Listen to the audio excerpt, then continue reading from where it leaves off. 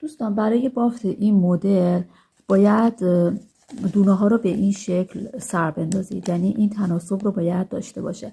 مضربی از عدد 3 هستش و در انتها هم 2 تا دونه باید اضافه بکنید. من الان یه چند تا دونه سر میندازم، یه نمونه کوچیک و براتون توضیح میدم. شما اگر لباس میخواید ببافید تناسب رو باید رعایت بکنید و به همون تعدادی که اندازه گرفتید سر بندازید. من الان 17 تا دونه سر انداختم. باید مضربی از عدد 3 باشه دیگه. مثلا میخوام 5 تا از این بافت رو داشته باشم، 3 5 تا 15 تا 2 تا دونه هم در انتها اضافه کردم. خب ببینید رج اول، دونه اول رو در بیارید که در واقع این دونه حاشیه هستش. بعد اینا به صورت 3 تا 3 تا هستش که این 3 تا دونه ها یک دونه از رو، یه دونه زیر، یه دونه رو بافته میشه. پس یک دونه از رو، یک دونه از زیر و یک دونه از رو. دوباره تکرار میکنیم. یک دونه از رو، هر 3 تا دونه رو باید به این شکل ببافیم. یک دونه از رو، یه دونه از زیر، یک دونه از رو. دوباره 3 تا دونه بعدی، رو، زیر، رو. 3 تا دونه بعدی، رو، زیر، رو. ببینید این قسمت در واقع 2 تا روها کنار همدیگه قرار میگیره و به این شکل هستش. خب 3 تای بعدی دوباره یک دونه از رو، یک دونه زیر، یک دونه از رو و دونه آخر هم حاشیه از زیر بافته میشه.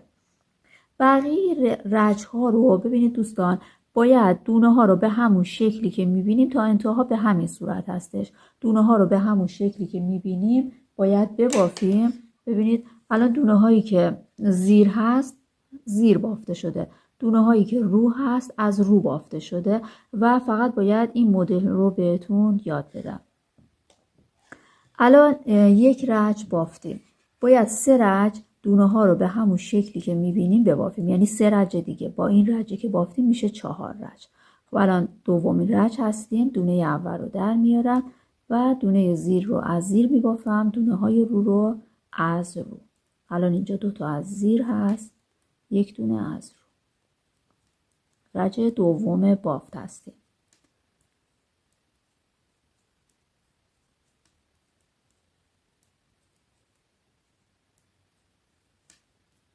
این از رو میبافم، این از زیر میبافم و دونه آخر هم از زیر بافته میشه. رج سوم هم باید دونه ها رو به همون شکلی که میبینیم ببافیم.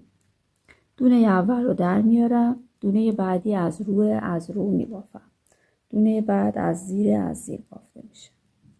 دونه ها رو به همون شکلی که هست میبافم.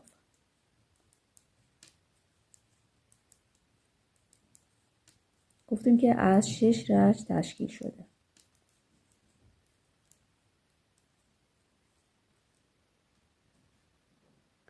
خب الان ببینید 1 رج، 2 رج، 3 رج بافتیم. رج چهارم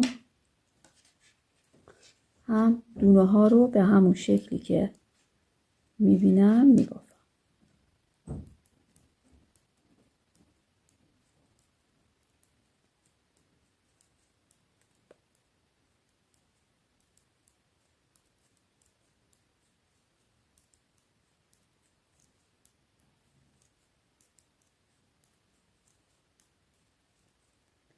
الان 4 رج بافتم. ببینید این نمای روی کارمون هست به این صورت. الان رج پنجم هستیم و این قسمت های برجسته رو باید ببافیم. خب توی رج پنجم دونه اول رو در میارم، دونه های رو از رو بافته میشه. ببینید به دونه گندمیمون رسیدیم. باید این یک دونه رو به 5 تا دونه تبدیل بکنیم. یک بار میبافم یک دونه، یه دونه ژوته میزنم 2 تا، یک دونه میبافم 3 تا، یک ژوته میزنم 4 تا و یک دونه دیگه میبافم 5 تا. یک دونه رو تبدیل کردم به 5 تا دونه.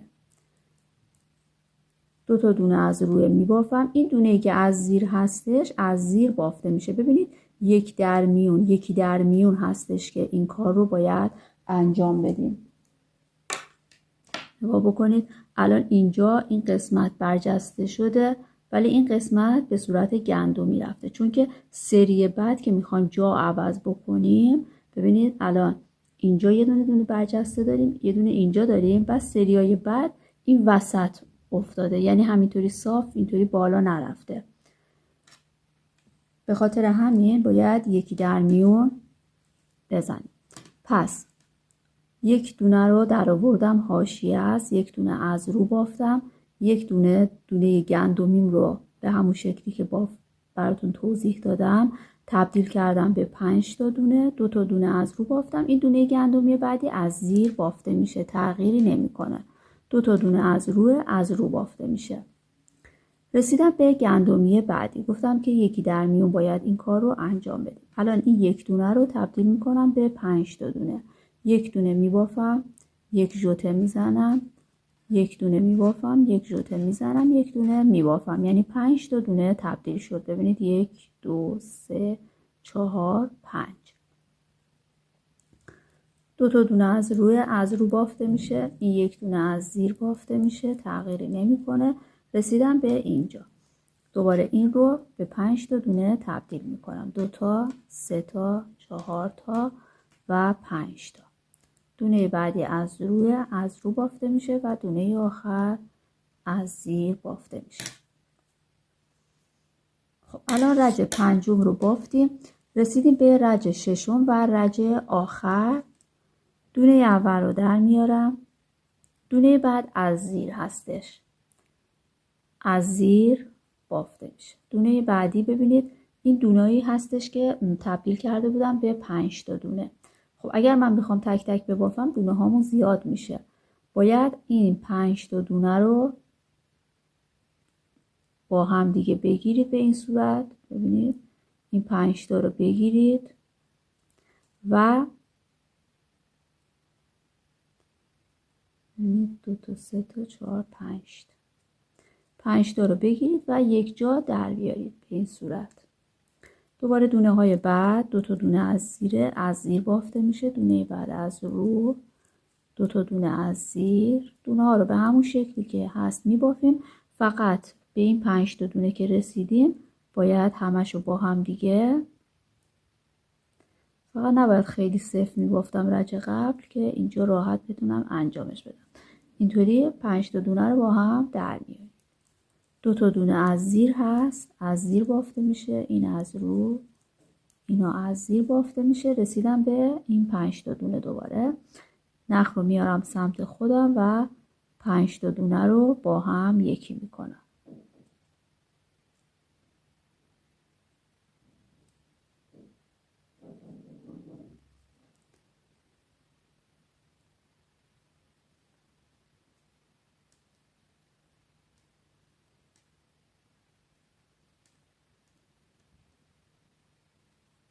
دونه بعد از زیر بافته میشه و دونه آخر هم حاشیه. خب الان بافت ما به این شکل در اومده و 6 رج کامل شده. حالا دوباره باید از اول رج رو تکرار بکنیم. به چه شکل بود؟ باید 4 رج دونه هامون رو به همون شکلی که میبینیم میبافیم دوستان. یک دونه از رو بود، اینم خب دونه یکی از زیر دیگه، از زیر بافته میشه. یک دونه از زیر رو، دونه ها رو به همون شکلی که هست میبافیم. باید 4 رج به این صورت ببافیم.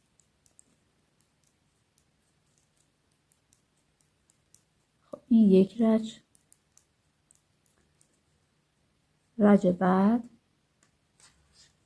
دومین رج، دوباره دونه ها رو به همون شکلی که هست میبافیم.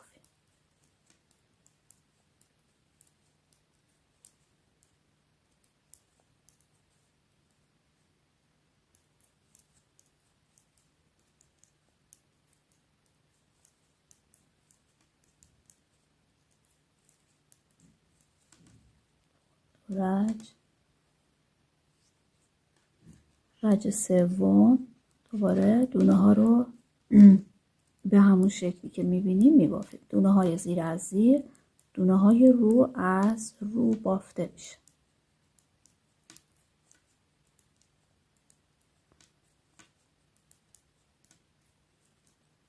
رج چهارم دونه اول رو در میارم، دونه های زیر رو از زیر میبافم، دونه های رو از رو. حواستون باشه رج پنجم که رسیدید تو هر قسمت باید اون مدلتون رو انجام بدید.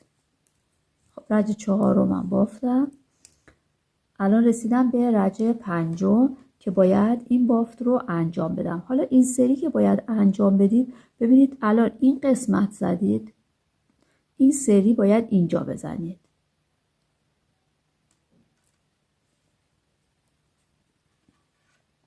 دونه اول رو در میارم، دونه بعدی از رو بافته میشه. این دونه رو که گفتیم نباید این قسمت برجسته رو توش ببافیم. میبافم، دو تا دونه از رو میبافم. الان اینجایی که مدل رو نبافته بودیم تو این قسمت مدل رو میزنیم. یکم اینو باید گشادتر ببافید، شلتر ببافید تا بتونید رج بعد راحتی اون رو در بیارید.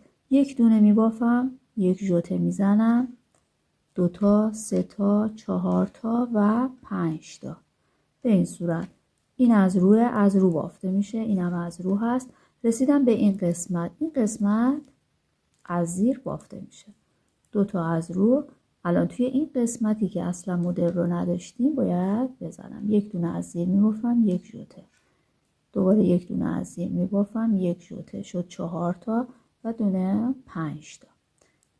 اینو از رو میبافم، توی این قسمت از زیر بافته میشه، این رو بافته میشه و دونه آخر از زیر.